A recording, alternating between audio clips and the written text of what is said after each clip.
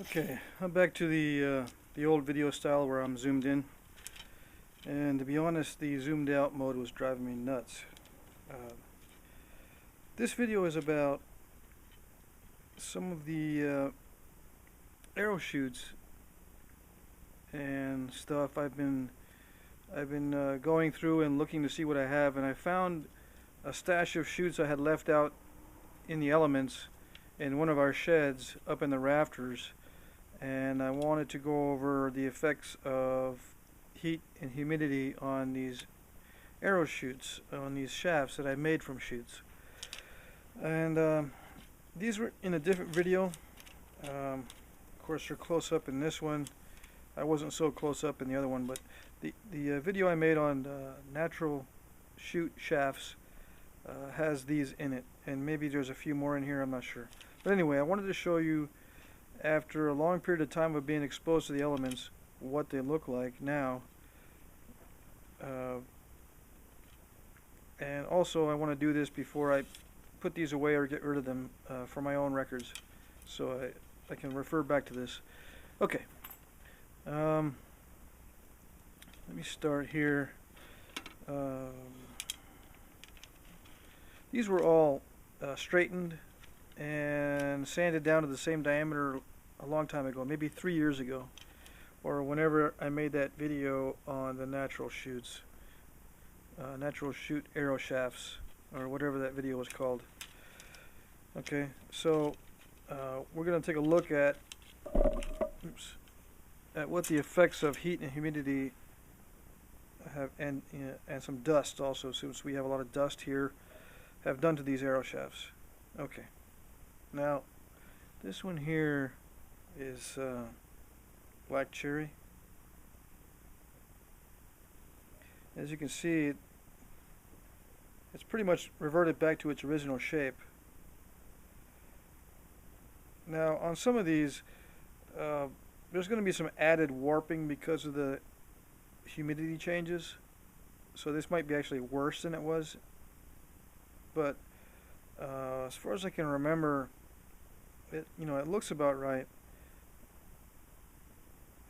as far as being the kind of shoots that I straighten. I try not to straighten shoots that are really, really bad. I do have some, and I'll show you those in a minute, but this one looks like it reverted back into its original shape without too much more additional warping, is what I'm trying to say. Okay, but it does have a check here. It has a crack, and in that shed, when it rains heavily, it gets misty in that shed, and water settles on the tops of the wood that I had there. And I had a bunch of pieces of wood in the rafters in that shed. I've since cleaned it out. A few days ago I cleaned out that shed, and I collected a bunch of these. Alright, so you can see that big old crack there, but I don't see any other cracks anywhere else. Well, take that back. There's one there. And there's some small ones here. And the lower part, I guess, that was not exposed to the dust and the mist and things settling is fine. But this part up here looks like it's been damaged by the humidity changes, and it might even have some mold on it. These spots look like mold spots. Okay, so that's black cherry. Yeah. Let's see.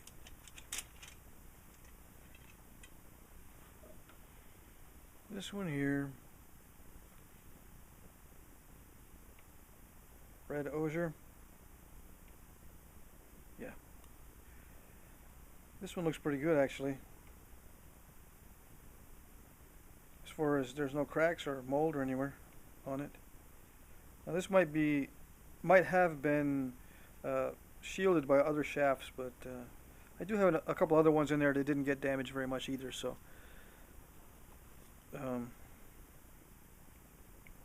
I'll just assume that this was exposed like the rest.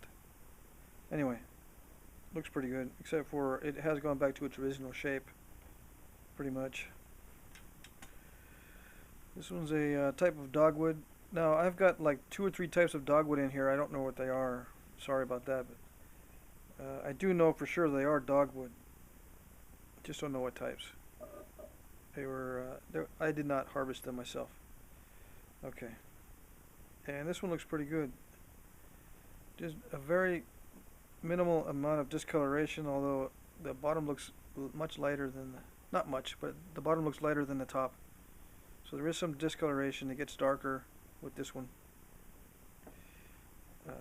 It got darker with this one, but not much change in the straightness, which is good. Surprised me on that one. Dogwood usually does not stay straight, for me anyway.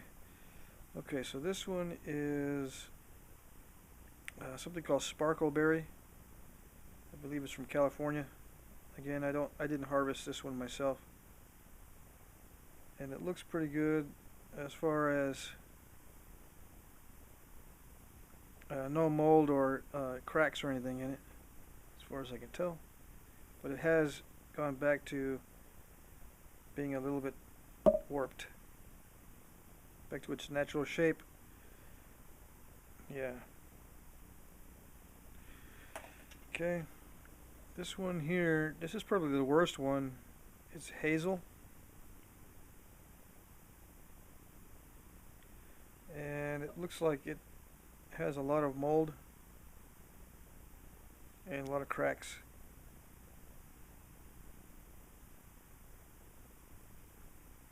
Lots of checks in the surface. And it also looks like it went back to its original shape. Not much change between the upper and lower as far as the color, except for the mold. But other issues are pretty bad.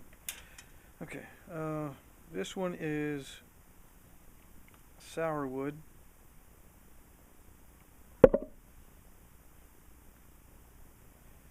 Looks pretty good actually. Unless it was very straight to begin with, it still looks pretty straight. And I don't see any cracks or mold on this one.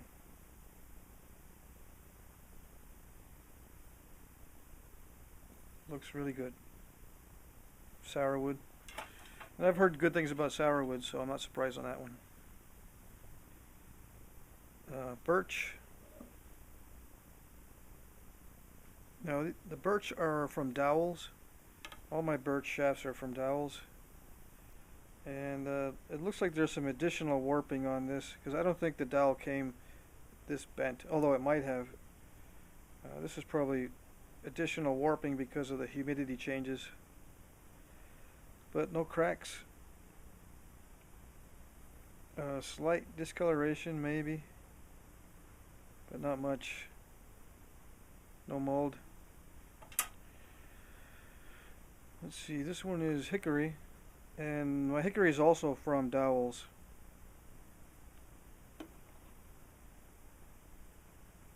And it looks really straight. I mean, this is the straightest one so far, I think.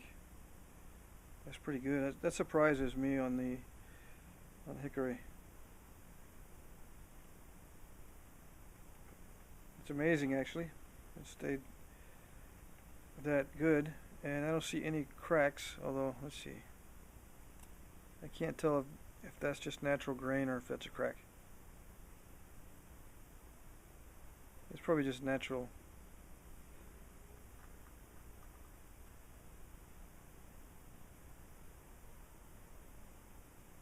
Yeah, I don't see any surface cracks.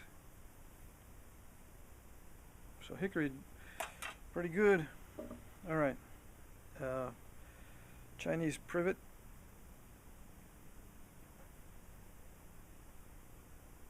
Looks like it reverted back to its original shape. I see a little bit of discoloration, no cracks. Yeah, no cracks. Maybe a little bit of discoloration. Maybe a little bit of mold in there. Just a tiny bit.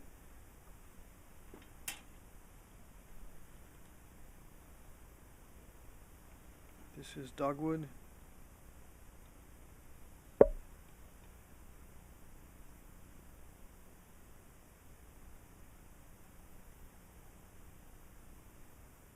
It's got one crack here on the end, but I think that's it. Yeah. I don't see any more cracks on the dogwood. And the mold, I don't see any mold on it either. But it looks like it did go back to its original shape. And Yopon holly.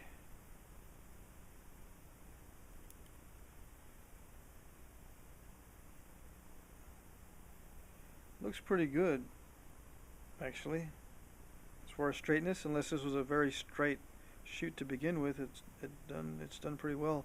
I don't see any cracks either. There is a little bit of discoloration, a little bit moldy, just a tiny bit. You can kind of tell right there is a difference where I had the tie. I think you can see that it's lighter right there. I tied them up, and under the tie, I guess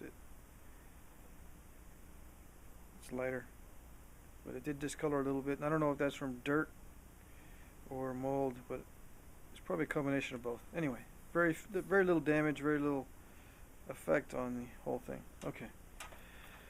Now a couple that haven't been, I do have some that have not been out as long as those, and these are it here.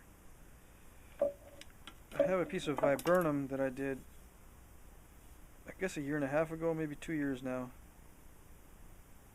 and it looks like it reverted. It's too large to get completely in the video, too long, but it looks like it went back to its original shape on the viburnum, but I don't see any cracks or mold. I did get slightly discolored. The bottom is lighter than the top, and this here, this is kind of common with viburnum. You get these defects in the bark. I don't know what causes that. Okay, but yeah, I think it was probably about this bad when I straightened it, so back to its original shape. Birch dowel, no, I'm sorry. This is aspen, actually. 30-inch piece of aspen you buy at the hardware store, and I straightened it, and it looks like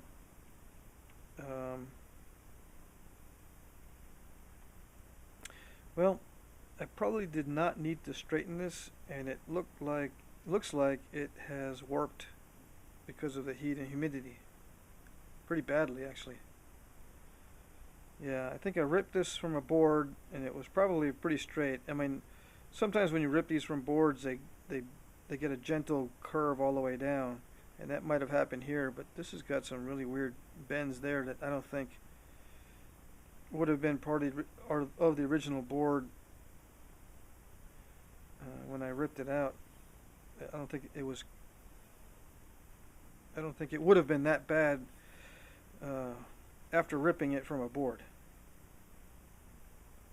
So, anyway, and just a note, this stuff feels a lot like red osier as far as the weight and the lightness. Red osier is actually pretty light. Let's see. Just as a side note, I know sometimes I get questions on red osier and how do I like it and did it work well. And I do kind of like it, but the thing I like about it might not be so obvious to everybody is the fact that it burnishes up real nice. Red osier dogwood burnishes very, very easily and stays shiny after burnishing, whereas the closest substitutes that I have for red osier are Chinese privet and Yopon holly and aspen. Okay, they all are very light woods. Let's see if I can get all the names in focus here.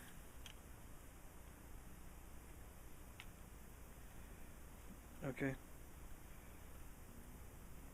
so the best substitute I found for red osier is aspen, but aspen doesn't burnish up as nice. Aspen is more like birch as far as the feel of the actual wood itself, and the closest other substitute would be the Yopon holly, which is a very light color wood also. But if you look, the weight is much different. The red osier is 272 grains for this shaft, and the Chinese Privet 382, Yopon Holly 404. The deflections are about the same as far as spine strength, 0.43, 0.38, 0.41. Those are inches of deflection with a 2-pound weight. Okay, on my spine tester. Okay, so actually, Chinese Privet can be used as a substitute for Yopon Holly, and I think Aspen can be used as a very good substitute for red osier. And the reason why I say that is because osier, red osier, and Yopon Holly are hard to get in straight sections. But Chinese Privet is everywhere. It grows like a weed, and it's an invasive species, so it's always cut whenever possible. So it's easy to get. And Aspen you can get from the grocery store. Hardware store. Okay.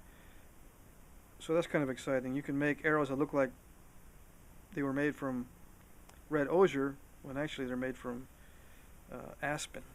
Okay. Now let's see. I've got some over here that are Chinese Privet that were really bad when I straightened them. Try to get them as straight as possible, and now I'm going to look at them to see how they survived. Again, this is Chinese Privet. This one looks like it went back to the original shape, but not too bad. I don't see any cracks in it. None of these pieces have any cracks on the Chinese Privet that I can tell. There is some mold on some of it, but I think it's also a lot of dirt too. But yeah, one of these has some mold. But anyway, straightness, this one I shown, yeah. This one here looks like it went back to its original shape as well. This one definitely went back to its original shape. And I think this is probably the worst one. Although this one's pretty bad too. Yeah. So yeah, Chinese Privet, or Privet, don't know how to pronounce it, will go back to its original shape when exposed to heat and humidity, or changes in heat and humidity. So that's one thing to think about. Even though it's an invasive species and it's easy to get, over time the elements will mess with it. Okay. Before I go on, this one here is also Chinese Privet, but I stained it. Yeah, it's pretty bad. Went back to its original shape. I stained it with squirrel's blood on this side and some wax and roofing tar on the other side. And it's pretty similar as far as the coloration goes. This was very red when I had stained this with squirrel's blood. And it's nowhere near red anymore after 3 years or whatever it was. It looks very similar to this color over here, which can be done with, coffee grounds or whatever. Coffee grounds soaked in water, and use that brown colored water to stain with, or you can just use straight coffee. I hate to waste coffee though, so that's why I said coffee grounds. I will never put regular coffee on this, not if I could drink it. Okay. But yeah, that was just a little experiment there. And this one is sage. I think it's purple sage, and it held up very well. But this one was not out there for 3 years. I think it was 2 years. And I have sage growing in my yard, so I took one of these shoots that was pretty straight and made an arrow shaft out of it. Looks pretty good actually. The only thing about sage is it's extremely flexible, and I don't know, I guess it would be good for an arrow if you had a very light arrowhead, because it feels pretty heavy, and with a very springy spine, you could shoot it from a 40-pound bow. I haven't weighed this thing, but You know, you wouldn't need a real heavy arrowhead on the end of it to make up the weight to shoot from a 40-pound bow, or maybe even 50-pound. But I think that spine is much less than 50. So anyway, and this is thicker than the other arrow shafts.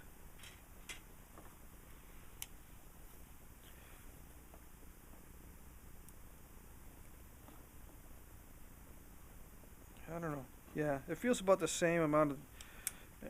I hate to guess, but it feels about the same amount of deflection, but it's thicker than the arrow shafts. All right.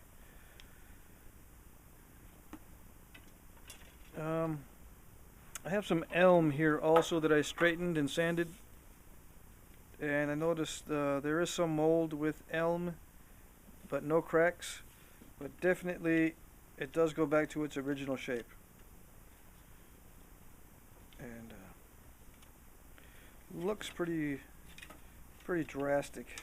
Okay. I have some birch dowels here that I just kept out there with everything else, and these are right out of the box. I didn't straighten them or anything, and they look pretty good. Birch actually survives pretty well. I don't see any cracks, and there's a little bit of dirt and maybe, well, I don't see any mold actually. Maybe a tiny bit, and it's pretty straight. So birch is pretty good. It's long lived, it looks like. And I've got some river cane here. A river cane, this one's split.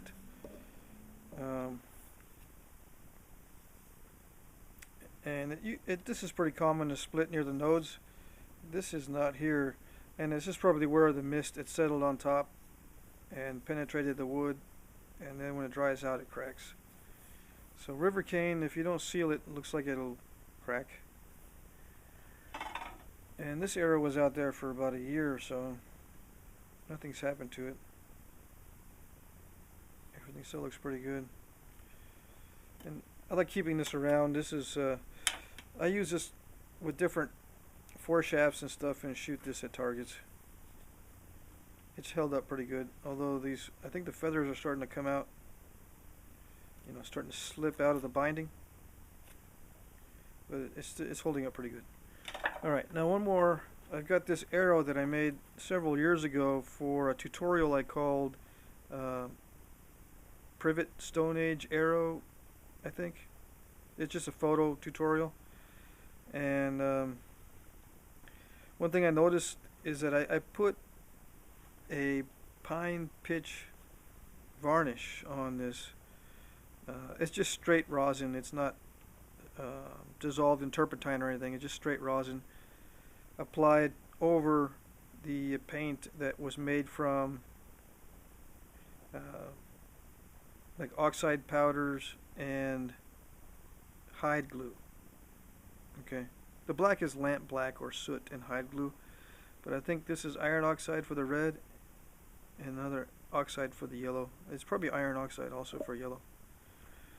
Anyway, the thing I was curious about was how well this pine rosin held up as a varnish, just straight rosin. And it looks like it doesn't hold up that good, but it does prevent mold, it looks like. As you can see, this shaft has been pretty well messed up by dirt settling on it, dust and mold. And right here you can see where the pine rosin varnish went past the paint a little bit and protected the shaft somewhat from mold. You can see where it's lighter right there compared to right over here, where there's no finish at all here. It's just, I think it's like a wax that I had put on. Okay, so yeah, the rosin does help to prevent mold, and that's kind of good to know. If you want to store shafts for a long time, you can apply rosin varnish over the wood to protect it from mold. Okay, and that's probably old news to a lot of you guys, but anyway, I like to see the results anyway, even though it's pretty common book knowledge. Okay, so Here I do see a little bit of discoloration underneath the pine rosin. I don't know if that's just strictly dirt or what, but you can see the difference in the definite difference in the lightness of the color here compared to here, where there was a rosin varnish here, it's lighter, and then here where it wasn't applied is darker.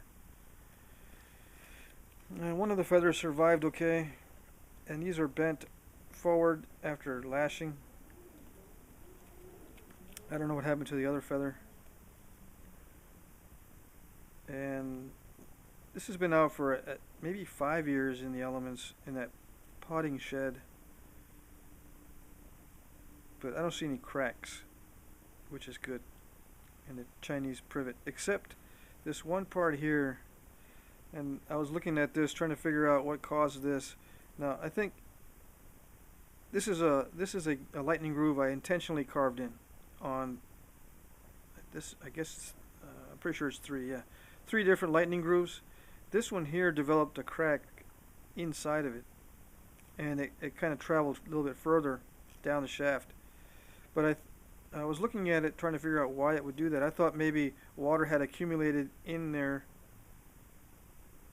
and then because it, penetrated further in, that's what caused the crack. But this is actually the top of it here.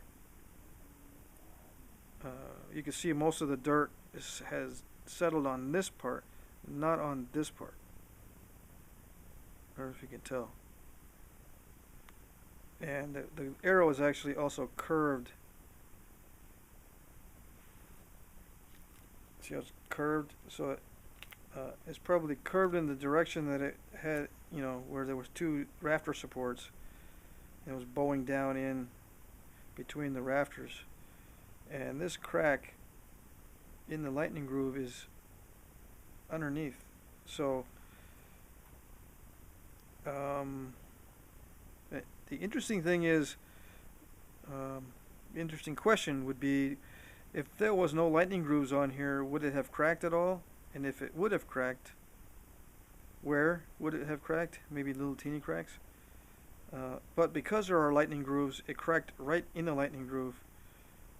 So does that mean that the lightning groove, attracted those cracks, so it would have cracked right there, or this lightning groove actually caused the cracking to happen right there? The way I would answer that would be the shafts, looking at the other Chinese privet, the other shafts did not crack. And since water, I don't think, was responsible for this crack, I think that the lightning grooves actually weakened the shaft, or weakens the shaft, and is not a crack preventer, or is not a crack attractor. You know what I'm saying? Because sometimes, you can put a score line in something like an expansion joint in masonry, let's say. It's not a score line, but let me try to rephrase this.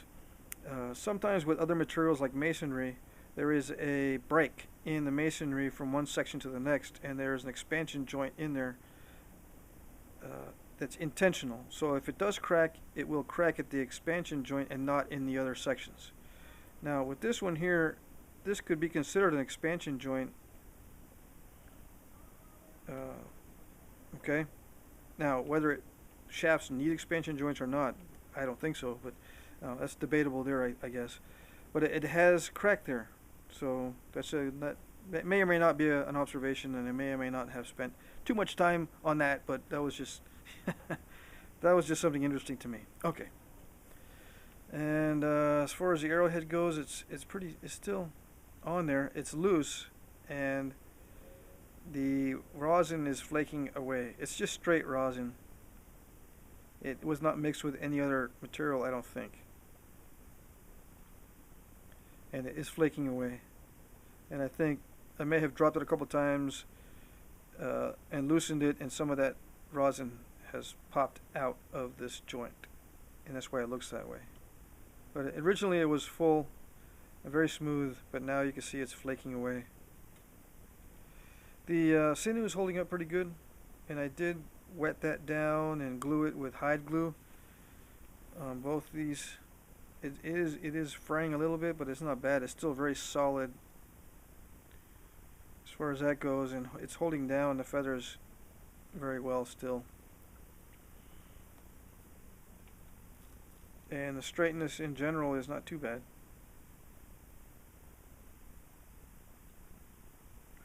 Okay, and I think that's it. Just wanted to show you that before I put these away, and I think I'm getting rid of some of those shafts and just keeping the best ones. Probably make a new batch so I can compare spines on more different varieties of wood, and I might show that later. Okay, that's it.